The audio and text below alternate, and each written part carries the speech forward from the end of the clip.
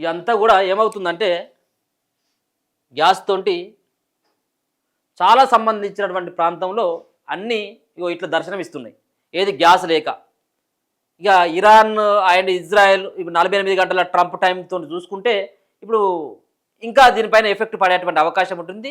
Hostel లాంటి పూర్తిగా కూడా ఇప్పుడేమో కొంచెం తాత్కాలికంగా మూసేసిండ్రు, ఒక పూట తగ్గించేసిండ్రు టిఫిన్ని. ఇక లంచ్ అండ్ డిన్నర్ పెడుతున్నట్టుంది. అవి కూడా కొంత కూరలు ఒకటి రెండు తగ్గించినట్టు, అంటే 2-3 ఉండేవి కూరలు, అవి కూడా ఒకటి వరకే పరిమితం చేసినట్టుంది. ఇదంతా కూడా గ్యాస్ బండ దొరకక మనం ఎక్కడ కూడా హైదరాబాద్ లాంటి ప్రాంతాల్లో చాలా ప్రాంతాలకు వెళ్తే అక్కడ కట్టెల పొయ్యి మీదనే వండుతూ ఉన్నారు. కట్టెలు తీసుకొచ్చి పొద్దున, ఎందుకంటే గ్యాస్ అంటేనే కొంచెం ఫాస్ట్గా అయిపోయేది. ఇక కట్టెలు కాబట్టి కొంత పొగ వాసన వస్తుంది. నేను కూడా అప్పుడప్పుడు ఎక్కడన్నా మనం మీటింగ్కి వెళ్ళినప్పుడు అయినా కానీ ఆడ ఉన్నటువంటి ఫుడ్ తింటే కొంత పొగ వాసన వస్తూ ఉంటుంది. ఎందుకంటే మనం ఇన్ని రోజుల పాటు దీనికి అలవాటు పడ్డాం కదా. సో కట్టెల పొయ్యిలతో చాలా సంబంధించినటువంటి హోటళ్ళన్నీ కూడా అది చేస్తూ ఉన్నాయి. ఇక చూసుకోవచ్చు, చిరు వ్యాపారి మీద బండ, వాణిజ్య సిలిండర్ కొరత కుదేలవుతున్న ఫుడ్ ఇండస్ట్రీ. ఇప్పటికే 10% హోటళ్లు మూసివేత, ఇలానే కొనసాగితే త్వరలో మరో 20% రేట్లు పెంచేసిన నిర్వాహకులు మరికొన్ని వంటకాల తయారీ నిలుపుదల, బ్లాక్ మార్కెట్ను నిలువరించాలని హోటల్ యజమానులు విజ్ఞప్తి చేస్తూ ఉన్నారు. సో ఒకసారి చూసుకోవచ్చు, ఎందుకంటే మొన్ననేమో ఇది గ్యాస్ కమర్షియల్ గ్యాసు దాదాపుగా 1800 నుంచి 1900 మధ్యలో ఉండేది కమర్షియల్ గ్యాస్. అంటే మనం హోటల్లో కానీ లేకపోతే హాస్టల్లో కానీ ఫుడ్ మేకింగ్ చేసేటప్పుడు వాడేటువంటి గ్యాస్ ఇదంతా కూడా. అయితే నేను జస్ట్ ఒక 10 రోజుల క్రితం నేను అమీర్పేట లాంటి కొన్ని ప్రాంతాలకు వెళ్తే ఆ హోటల్లో వాళ్ళని అడిగితే 4000కు వస్తుందన్నా అని చెప్తున్నారు. 4000కు బ్లాక్లో అమ్ముతున్నారన్నా అని చెప్తున్నారు. అదే ఇప్పుడు ఎంత అవుతుందంటే 7000 నుంచి 8000 అట. కమర్షియల్ గ్యాస్ 7000 నుంచి 8000. మరి వాళ్ళు టిఫిన్ రెడీ చేసినట్టయితే ఉంటే గతంలో 40 రూపాయలకు ఉన్నటువంటి టిఫిన్ ఇప్పుడు 50 రూపాయలు చేస్తూ ఉన్నారు. అంటే ఇది ప్రజల మీద ఎఫెక్ట్ అన్నట్టే కదా. వీళ్ళు బ్లాక్లా తీసుకొని వచ్చి చేయాలా, వీళ్ళు చేసినటువంటి పదార్థాలను ఎక్కువ రేటుకి అమ్మాలి. కాబట్టి ఇదంతా కూడా ప్రజల మీదనే ఎఫెక్ట్ పడుతున్నది. ఇట్టే కనుక ఇంకొక 15 రోజులు ఉన్నట్టయితే ఉంటే ఇక చాలా ఇబ్బంది. అంటే ఇప్పటికే 10% హోటళ్ళు మూసేసిండు, దాని తర్వాత ఇంకొక 20% కూడా హోటళ్ళు మూసేస్తారట. ఇక గ్యాస్ సిలిండర్ల కొరత, అధిక ధరలతో ఇప్పటికే వారసిగూడలో ఒక చిరుతిండి తయారీ కేంద్రం, ఎల్బీ నగర్లో భాగ్యనగర్ బిర్యానీ పాయింట్, మన్సూరాబాద్లో రాఘవేంద్ర టిఫిన్ సెంటర్, రామ్నగర్లో మురుగన్ టిఫిన్స్, మణికొండలోని ఓ పలావ్ హోటల్, కుక్కడపల్లిలోని బాలాజీనగర్లో ఫాస్ట్ ఫుడ్ సెంటర్, చందానగర్లో ఇడ్లీ బండి, ఇలా చాలానే మూతపడ్డాయి. ఇవే కాకుండా చంపాపేట, యూసఫ్గూడ, బనంగపేట, ఎస్ఆర్ నగర్, కూకట్పల్లి, అలాగే కేపీహెచ్పి తదితర ప్రాంతాల్లో కొన్ని కర్రీ పాయింట్లు క్లోజ్ అయిపోయినాయి. గ్యాస్ కొరత నేపథ్యంలో అన్నిటి కూడా ఈ పత్రిక వాళ్ళు అన్ని పరిశీలించిందట. సో పశ్చిమాసియాలో యుద్ధం జరుగుతున్నటువంటి నేపథ్యంలో నగరంలో చిరు వ్యాపారుల సైతం కూడా అతలకుతలం అవుతుంది. యుద్ధం నేపథ్యంలో ఇక్కడికి వాణిజ్య సిలిండర్లకు కొరత ఏర్పడడంతో చిన్న మధ్యతరగతి హోటళ్ల వ్యాపారం కుదేలవుతుందని తెలంగాణ హోటల్ అసోసియేషన్ అధ్యక్షుడు వెంకటరెడ్డి చెబుతున్నారు.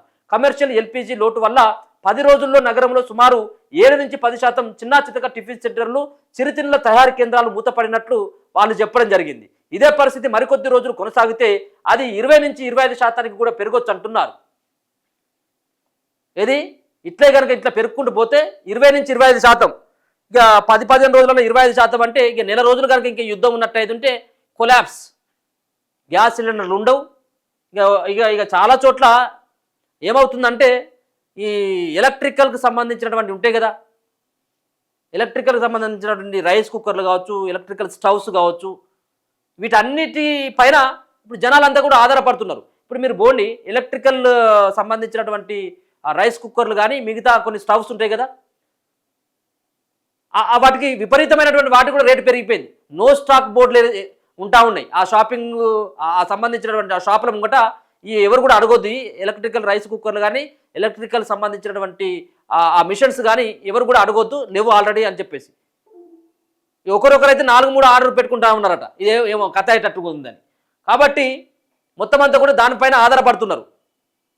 గ్యాస్ లేకపోయినట్టయితే సరే ఇంట్లోనంటేనేమో ఒక ఫ్యామిలీ ఉంటుంది కాబట్టి, పవర్ ఉంటుంది కాబట్టి రైస్ కుక్కర్లో వంట చేసుకోవచ్చు, ఒక ఉన్నటువంటి ఎలక్ట్రికల్ కుక్కర్ మీద ఏదైనా చేసుకోవచ్చు. కానీ మరి హోటళ్ళ పరిస్థితి ఏంది, హాస్టళ్ళ పరిస్థితి ఏంది, చాలా దారుణం కదా. ఇగో మెనూలోని కూడా కోత పెడతా ఉన్నారట. మెనూలో కూడా చాలా హోటళ్ళు, టిఫిన్ సెంటర్లలో మెనూలో కోత పెట్టాయి.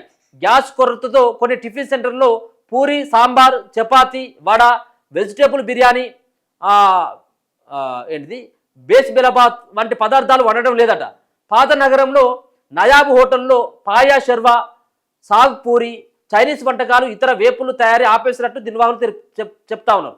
ఇది వరకు 2 పూటల అల్పాహార హోటల్ నిర్వహించేవారు సాయంత్రం బజ్జీలు, బోండాలు వంటి వాటికే పరిమితం అయిపోతా ఉన్నారు. మరికొందరు ఆహార పదార్థాల పరిమాణాన్ని అంటే తగ్గిస్తూ ఉన్నారు.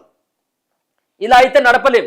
యుద్ధానికి ముందు 1800 దొరికే కమర్షియల్ ఎల్పిజి సిలిండర్ ఇప్పుడు 4000 నుంచి 7000కు దొరుకుతుంది. ఎవరు ఎక్కువ ధర ఇస్తే వారికే మొదట సరఫరా చేస్తున్నారు. ఇది వరకు క్వింటా కట్టెలు 800 రూపాయలు ఉండేదట, ఇప్పుడు అవి రెట్టింపైనాయి. బొగ్గుల ధరలు కూడా బాగా పెరిగిపోయినాయి. ఇలా అయితే మరో 10 రోజులకు మించి హోటల్ నడపలేం. గ్యాస్ దొరకకపోతే మాత్రం టిఫిన్ సెంటర్ కూడా మోయడమే మాకున్నటువంటి శరణ్యం అని చెప్పేసి ఒక హోటల్ యజమాని ఆయన చెప్తా ఉన్నాడు. ఏం నడుపుతాడు?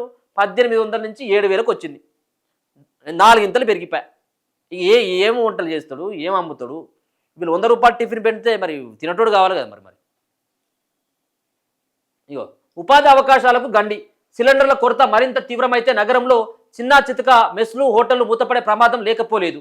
వర్కర్ల జీతాలు కూడా చెల్లించలేకపోతున్నామని, దీంతో ఉపాధి అవకాశాలకు గండిపడే ప్రమాదం ఉందని చెప్పేసి పలువురు వాపోతున్నారు. కొరత ఏర్పడడంతో పాటు బ్లాక్ మార్కెట్ను కూడా నివారించాలని చెప్పేసి వాళ్ళు కూడా విజ్ఞప్తి చేస్తూ ఉన్నారు.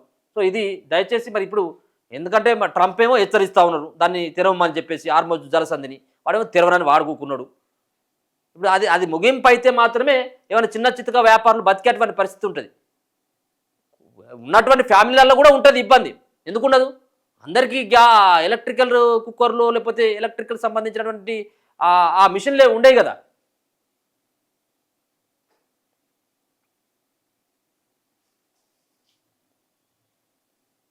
వీళ్ళంతా కూడా చూసుకోవచ్చు. ఇగో కట్టెల పొయ్యి డీజిల్తో నడిచేటువంటి స్టవ్, అది డీజిల్తో నడుస్తూ ఉన్నదట.